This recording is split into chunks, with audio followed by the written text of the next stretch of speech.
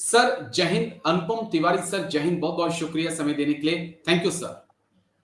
जय हिंद राजेश जी, बहुत बहुत शुक्रिया। आपने एक बार फिर से मुझे बुलाया। आपके सम्मानित मंच पर बैठना हमेशा एक अच्छा लगता है। वो अग्निवीर से जुड़ी हुई है। राजस्थान के अंदर एक अग्निवीर की मौत हो जाती है, डिस्क्लोज नहीं किया जाता कि उसकी मौत कैसे होती है। लेकिन जब से अग्निवीर स्कीम आई है तब से कम 20 से 30 अग्निवीर जो हैं वो सुसाइड कर चुके हैं। कई कह रहे हैं कि हम ज्यादा प्रेशर है परफॉर्म करने का। उसमें कुछ 1 से 2 अग्निवीर एयरफोर्स के भी हैं, नेवी के भी हैं।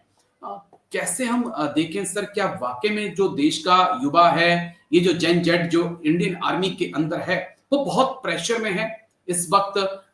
एक तो परफॉर्मेंस का प्रेशर है, दूसरा दिन रात की ड्यूटी है, तीसरा जो है जो परमानेंट सोल्जर हैं उनसे आधी से भी कम सैलरी है, आधी से भी कम छुट्टी है।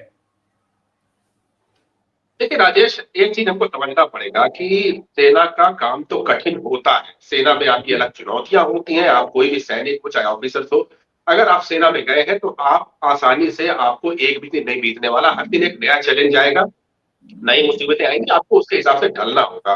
और हर एक सैनिक के साथ ये समस्या आती है। तभी आप देखें कि सेना के अंदर धीरे धीरे करके बच्चों को बहुत मजबूत बनाया जाता है। अब अग्निवीर कॉन्सेप्ट में सबसे बड़ा प्रॉब्लम यही था कि वो बच्चा जिस दिन सेना में जाएगा, उसका जो कठिन अनुशासन वाला जीवन जब जिएगा, तो उसको लगेगा कि मैं ये कर ही क्यों रहा हूं, जबकि बहुत ज्यादा चांसेस है कि 4 साल बाद मुझे इस संगठन से बाहर कर दिया जाएगा। तो उसके अंदर वहीं से एक डिप्रेसिव माइंडसेट बिल्टअप होना शुरू हो जाता है। और ये हमें समझना पड़ेगा। इसके लिए कोई बहुत बड़ी साइकोलॉजी का अध्ययन करने की आवश्यकता नहीं है। जो लोग सेना में रहे वो इस चीज को समझ सकते हैं कि उस कठिन वातावरण में जहां पर आपको हर दिन एक नई चुनौती देखनी है, वहां पर आपको एक सुरक्षित भविष्य का जो सपना सेना में जाने का होता है, वही सपना ही निकाल दिया गया है। तो आप डिप्रेशन में आएंगे और डिप्रेशन में आने के बाद इस तरह की आपके साथ दुर्घटनाएं होती रहेगी। जैसा आप एग्जाम्पल दे रहे हैं, ऐसी घटनाएं बहुत ज्यादा होंगी। और इससे निपटने के लिए सेना के पास क्या बंदोबस्त है, सेना ने क्या इसका जुगाड़ किया हुआ, ये कोई नहीं जानता है। अब ये कह देना कि वही लड़के, उनको बेरोजगार नहीं किया जा रहा है, वो तो 4 साल बाद आर्म पुलिस में या तमाम अलग अलग जगहों पर उनको ले लिया जाएगा, ऐसा कहा जा रहा है। लेकिन क्या उसके बाद भी वो उसको अपना सुरक्षित भविष्य मानेंगे? मुझे लगता है नहीं मानेंगे। तो ये एक चीज बहुत गलत हुई है। और अग्निवीर योजना का जो हम जैसे लोग विरोध शुरुआत से पहले दिन से कर रहे हैं, उसके पीछे कहीं ना कहीं यही चीज थी कि आप जब इस योजना को लाए हैं और जिस तरह से लाए, वो पूरे सेना का जो माहौल है उसको बदल कर रख देगा। अभी मेरी कुछ दिनों पहले कुछ जो अभी भी सेना में कार्यरत लोग हैं, एक मीटिंग में उनसे मुलाकात हुई। तो मेरा यही जानने की इच्छा यही रहती कि अग्निवीर चूंकि हम लोगों के समय नहीं थे, तो अब इनके साथ सेना कैसे अपना सिस्टम बना पा रही। तो उनका यही कहना था कि इसमें कुछ चीजें वो है जिनके बारे में हम बात नहीं कर रहे हैं। अग्निवीर की समस्याएं हम लोग उसको पैसे से, बेरोजगारी से, उनसे देख रहे हैं। लेकिन हकीकत यह है कि इनकी ये जो असुरक्षा की भावना सेना में रह करके है, वो सेना का माहौल खराब कर रही है।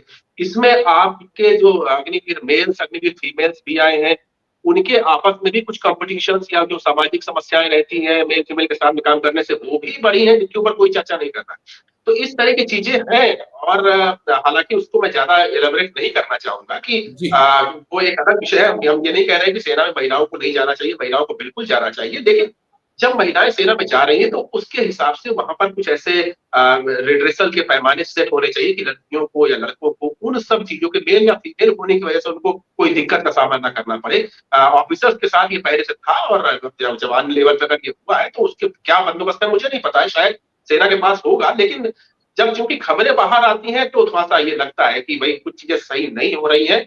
बहुत सारे सामाजिक नियम टूट रहे हैं, बहुत सारी एक आर्थिक जो परेशानियां हैं वो खड़ी हो रही हैं। और देश के अंदर बेरोजगारी का आलम तो आप देख ही रहे हैं कि अब ये बच्चे कहाँ जाएंगे, क्या करेंगे, कोई नहीं जानता है। तो भविष्य बहुत अच्छा नहीं है। अब ये जितनी जल्दी इसको रिवर्ट बैक किया जाए, उतना बेहतर होगा भारतीय सेना के लिए। और अगर ऐसा नहीं किया जाए, तो ये मान के चलिए कि आप अपनी मैं सेना को मजबूत तो नहीं बना रहे। एक एक एक आखिरी सवाल जो मैं समझना चाहूंगा, क्योंकि एक भारतीय सेना के ही अफसर से मेरी बातचीत हो रही थी अग्निवीर को लेकर हाल ही में, 1-2 दिन पहले। तो उन्होंने मुझे नेपाल का उदाहरण मेरे सामने रखा जैन जी का, कि किस प्रकार से जैन जी वहां पर सड़कों पे उतरा और पूरी सत्ता बदल के रख दी। हम लद्दाख के अंदर जैन जी का एक आंदोलन देख रहे हैं, हम उत्तराखंड के अंदर देख रहे हैं, दूसरे भी कई राज्यों में जैन जी देखने को मिल रहा है जो बेरोजगारी से परेशान है।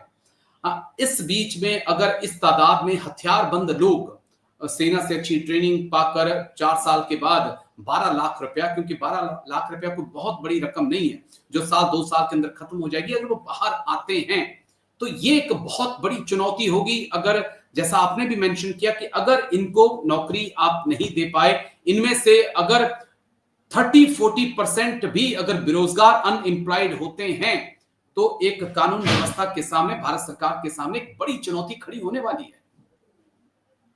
देखिए राजेश, जब ये योजना लाई गई थी तो भारत सरकार को ये लगता था कि ये जो लड़के जो बाहर निकलेंगे अग्निवीर बन के, वो प्राइवेट सिक्योरिटी एजेंसीज में प्राइवेट प्लेयर्स के जो प्राइवेट आर्मीज है इस तरह की कुछ बनेंगी और वहां पे इनको एडजस्ट किया जाएगा। लेकिन वो प्लान टेबल पर ही फेल हो गया। सबको पता है कि ऐसा करना बहुत जोखिम भरा है। ऐसा विदेशों में हो सकता है, जैसे रशिया वगैरह प्राइवेट आर्मीज है, चाइना में प्राइवेट आर्मीज है, लेकिन यहाँ पर बहुत मुश्किल था। तो इसी वजह से वो प्लान तो टेबल पर ही फेल हो गया। अब सेकंड समस्या आई कि इनको बाद में कैसे एडजस्ट किया जाएगा। तो जब बाद में एडजस्टमेंट के लिए फिर तरह तरह के दावे किए जा रहे हैं। सबसे बड़ी दिक्कत राजेश ये है कि जो वर्तमान सरकार है, ये बात तो 2 करोड़ रोजगार देने कर रही थी, वो तो ये दे नहीं पाई है। तो ये बाकी हमारे जो लाखों बच्चे अग्निवीर बन के आएंगे, इनको कहाँ से एडजस्ट करेगी? और अगर इनको एडजस्ट कर लेगी तो जो बाकी जो सिविलियन बच्चे हैं जिनको जगह नहीं मिल पा रही है, वो कैसे उनको उनका क्या हशर होगा? तो ये अगर मान लीजिए पुलिस फोर्स की बात करें और अग्निवीर को आपने उसे प्रायोरिटी दे दी, ठीक है, देना चाहिए क्योंकि वो ट्रेंड बंदा है। तो अगर आप अग्निवीर ज्यादा रखोगे तो जो बच्चे जो बाहर जो सेना में अग्निवीर में नहीं जा पाए, उनके साथ भी नाइंसाफी हो जाएगी। तो ये सामाजिक रूप से बहुत कठिन चुनौती आने वाली समय में, और सरकार का इसके ऊपर ध्यान नहीं है। आप जिस जेन जेड की बात कर रहे हो या जेन जी की, जो आजकल हमें आसपास बहुत ये शब्द चर्चा में है, और मैं सबसे एक बात कहता हूँ, देखिए जेन जी भारतवर्ष के लिए कोई नया शब्द नहीं है। अलग अलग समय में अलग अलग जेन जीस ने 20 से 25 साल की उम्र के बच्चों ने भारत का प्रतिनिधित्व किया है।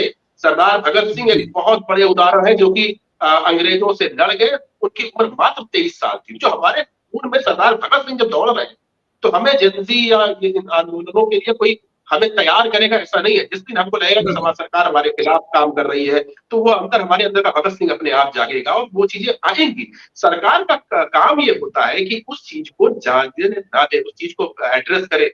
लद्दाख का विषय अलग है, मणिपुर का विषय अलग था, बिहार का, उत्तर प्रदेश का, उत्तराखंड के विषय अलग है। उनसे बात करने कोई जा ही नहीं रहा। पता नहीं ये क्या क्या समझ में नहीं आ रहा मुझे। सोनम वांगचुक को गिरफ्तार कर लिया गया, उनके ऊपर तमाम नैरेटिव सेट कर दिए गए कि वो देशद्रोही है, बाहर से पैसा था। चलिए ठीक है, आप सरकार है, आप चेक करिए, कहीं गलती लगती है आप उसको पकड़ के जेल में डाल दीजिए। लेकिन ये आपको रातों रात कैसे आ जाता है कि सोनम वांगचुक गलत है, या देहरादून के बच्चे गलत हैं, या फिर मणिपुर के लोग गलत हैं?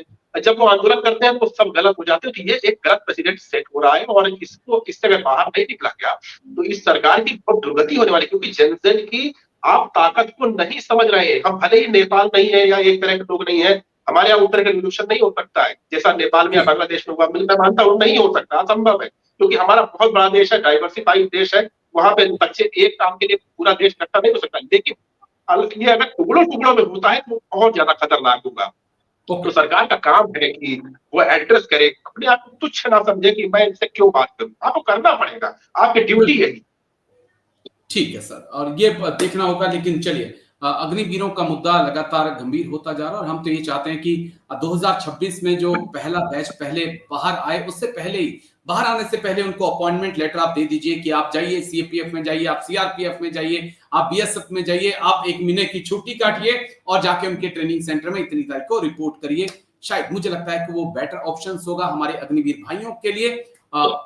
वो क्योंकि आएंगे फिर जो रोजगार के लिए वो भटकेंगे, उससे अच्छा है कि आप सीधा अपॉइंटमेंट लेटर उनको दे दीजिए। लेकिन शुक्रिया, बहुत बहुत शुक्रिया अनुपम तिवारी सर, आप आए, दोनों ही मुद्दों पे आपने बात रखी। थैंक यू सर, जय हिंद, take care sir, thank you. Thank you.